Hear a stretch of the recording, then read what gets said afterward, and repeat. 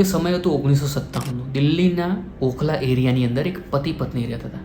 પતિનું નામ હતું કિશનસિંહ, પત્નીનું નામ હતું સુનિતા. બંને ખુશખુશાલીથી પોતાની જિંદગી પ્રસાર કરી રહ્યા હતા.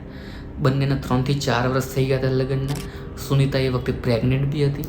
બંનેની જિંદગી કમ્પ્લીટ વ્યવસ્થિત રીતે ચાલતી હતી. પણ અચાનક જ 4 ફેબ્રુઆરી 1997ના દિવસે ખબર આવે છે કે કિશનસિંહનું કોઈએ ચપ્પુ મારીને હત્યા કરી દીધી. તો ઓખલાની પોલીસ ત્યાં પહોંચે છે, બધી તપાસ કરે છે. કિશનસિંહની બોડીના તપાસ માટે પોસ્ટમોર્ટમ ફોરેન્સિક માટે મોકલવામાં આવે છે. પછી પોલીસ આસપાસના લોકોને પૂછે કે છેલ્લે કિશનસિંહ કોની જોડે ફરતો હતો. તો બધાનું કહેવું એ જ હતું કે એનો એક ખાસ મિત્ર હતો જેનું નામ હતું રામુ. એની જોડે જ બધાએ જોયું હતું લાસ્ટ કિશનસિંહને ફરતા. તો પોલીસ રામુની પૂછપરછ કરવાનું ટ્રાય કરે છે, પણ રામુ તો ગાયબ થઈ ગયો હતો. રામુ ક્યાંય નહોતો મળતો. પોલીસ રામુને શોધતી હતી પૂછપરછ માટે, કાનાથી કંઈ રામુથી કંઈ ખબર પડે, પણ રામુ જ નહોતો મળતો.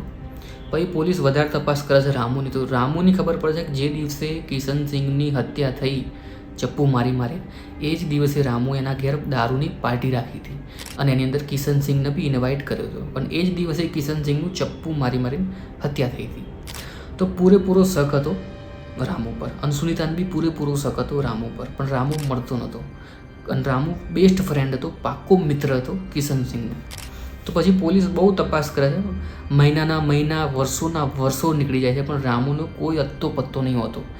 સુનિતા બી છેલ્લે થાકી જાય છે. કેટલા પોલીસ સ્ટેશનના ધક્કા ખાય છે, પણ છેલ્લે એ થાકી જાય છે, કારણ કે એના છોકરાનું બી ધ્યાન રાખવાનું હોય છે એને પૈસાનું બી મતલબ ઘર કેવી રીતે ચલાવવું એ બધું ધ્યાન રાખવાનું હોય છે. સુનિતા બી છેલ્લે થાકીને હારી જાય છે, અને એ બી વિચારી લે છે કે હવે મને ઇન્સાફ નહીં મળે, રામુ ક્યાંય નહીં મળે, એના પતિનો કાતિલ.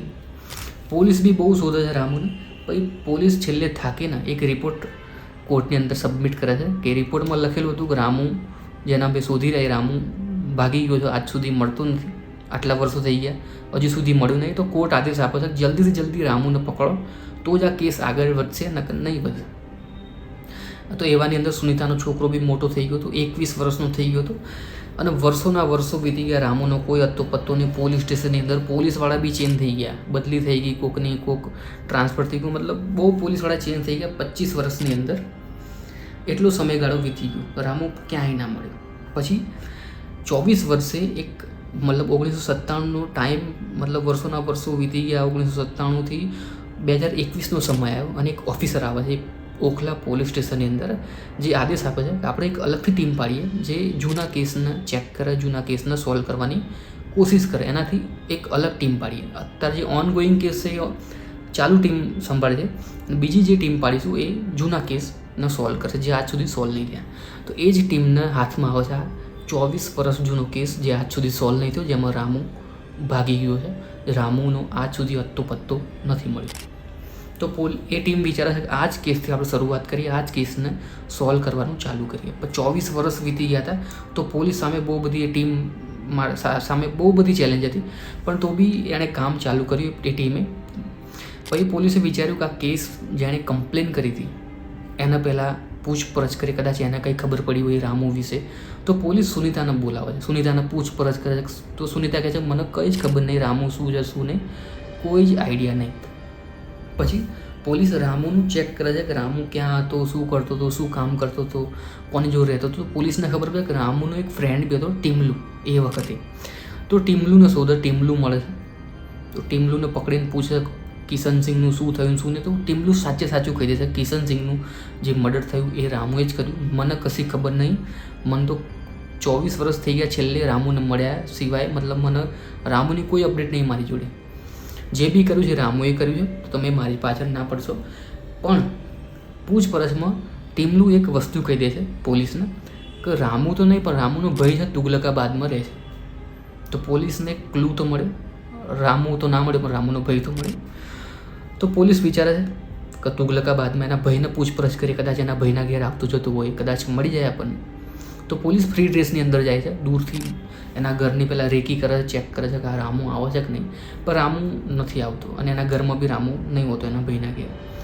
પછી પોલીસને ખબર પડે કે હમણાં જ રામુની મમ્મીનું એક્સિડન્ટ થયું છે અને રામુની મમ્મીની ડેથ થઈ ગઈ છે. તો પોલીસ વિચારે છે કે આ જ ટાઈમ છે રામુને પકડવાનો. આ 24 વર્ષ વીતી ગયા, બીજા 24 વર્ષ નીકળી જશે, રામુ નહીં મળે. આ જ સમય છે રામુને પકડવાનો. તો પોલીસ એક પ્લાન બનાવે છે કે આપણે એક કામ કરીએ કે વીમા કંપની બની જઈએ. તમારા મધર જે મતલબ તમારા જે મમ્મીનું જે એક્સિડન્ટ થયું છે એનો વીમો પાક્યો છે, તમને પૈસા મળવાના છે. અને પછી આપણે ઇન્ફોર્મેશન કાઢીશું કે રામુ ક્યાં છે, એના ફેમિલી મેમ્બરને જાણીશું, બધી ડિટેલ લઈશું. તો પોલીસ ત્યાં વીમા કંપની બની જાય છે અને એના ભાઈને કહે છે, એની વાઈફને કહે છે કે તમારો વીમો પાક્યો છે, તમારી જે મમ્મી જે એક્સિડન્ટમાં મરી ગયા છે એમનો એક વીમો પાક્યો તો તમને પૈસા મળવાના છે. પણ પહેલાં તમારે બધી ડિટેલ આપવી પડશે, તમારા મેમ્બરો કેટલા છે, તમારા છોકરા કેટલા છે. ચલો ભાઈ બધી ડિટેલ બી આપે છે. એના છોકરા કહે છે, એની વાઈફ, એની બહેન અને રામુનું બી નામ આપે છે કે રામુ બી છે. તો પોલીસ રામુ વિશે પૂછે કે રામુ અત્યારે ક્યાં છે. તો એનો ભાઈ એ જ જૂનું એડ્રેસ આપી દે છે જે દિલ્હીમાં રહેતો હતો આજથી 24 વર્ષ પહેલાં. તો પોલીસનો પ્લાન અહીં ફેલ થઈ જાય છે કે પોલીસને એડ્રેસ બી મળ્યું તો બી જૂનું જ મળ્યું રામુનું. પછી પોલીસ વિચારે છે, બધી ડિટેલ લે છે, પણ પોલીસને બીજી એક ડિટેલ મળે છે કે રામુના છોકરાનું નામ બી અંદર લખેલું હોય છે ફેમિલી મેમ્બરમાં. તો આજે રામુનો ભાઈ હતો એ ખુશીમાં આવીને એના છોકરાનું નામ બી લખી દે છે. તો પોલીસ એના છોકરાની તપાસ કરવાનું ચાલુ કરે છે રામુના. તો રામુનો છોકરો હોય છે લખનઉની અંદર છોકરો હોય છે. તો પહેલાં પોલીસ ત્યાં લખનઉ જતી નથી, પહેલાં એના ફેસબુક આઈડી ચેક કરે છે એના છોકરાનું, રામુના છોકરાનું. તો ચેક કરતાં ખબર પડે છે કે એની અંદર એક મ્યુચ્યુઅલ ફ્રેન્ડની અંદર એક અશોક યાદવ કરી છે. તો પોલીસને અશોક યાદવ રામુને શોધી રહ્યા હતા, પણ અશોક યાદવ પર બી થોડો શક હતો કે કદાચ રામુ જ હોઈ શકે અશોક યાદવ. તો પોલીસ જાય છે લખનઉ, એના છોકરાને મળે છે. એના ઘેર જઈને પોલીસ એ જ જૂનો પ્લાન, વીમા કંપનીમાંથી આવ્યા છીએ અમે, તમારા બાનો વીમો પાકે છે, તમને બધાને પૈસા મળવાના, તમારા ફેમિલીની અંદર લડાઈ ના થાય એટલા માટે તમારી બધાની મંજૂરી લેવા માટે આવ્યા છે, બધાની ડિટેલ લેવા માટે આવ્યા છે, તો બધાના ભાગ પડતા પૈસા મળે. તો જે એનો છોકરો હોય છે રામુનો એ બધી જ ડિટેલ આપે છે. તો પોલીસ મતલબ જે ટીમ આવી હતી વીમા કંપનીની એ પૂછે છે તમારા પપ્પા ક્યાં, તો એના પપ્પાનું નામ આપે છે અશોક યાદવ. પછી પોલીસ પૂછે છે કામ શું કરે, તો કે એ રિક્ષામાં સેલ્સ મેનેજર તરીકે કામ કરે છે. અને પછી પૂછે છે પોલીસ કે ક્યાં રહે છે અત્યારે, કે એ લખનઉમાં જ રહે છે, અહીંયા જ રહે છે.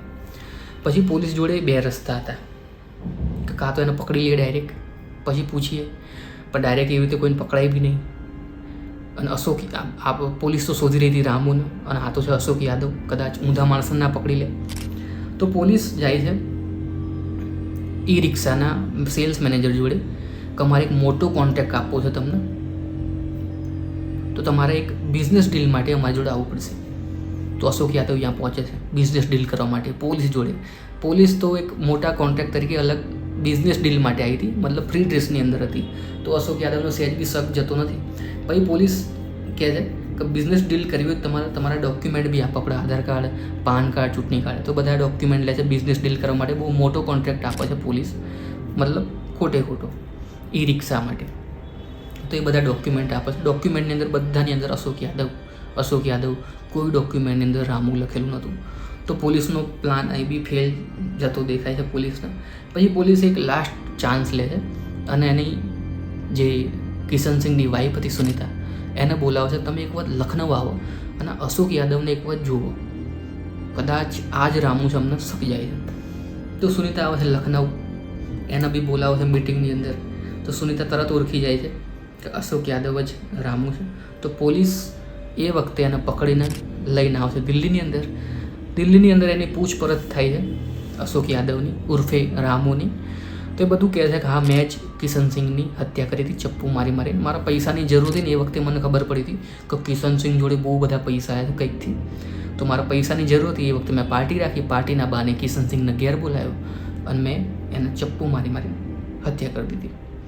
તો એક 25 વર્ષ પછી આ કેસ સોલ્વ થયો હતો સુનિતાનો. તો આ હતો કેસ દિલ્હીના ઓખલાનો, જે 25 વર્ષ પછી કેસ સોલ્વ થયો હતો.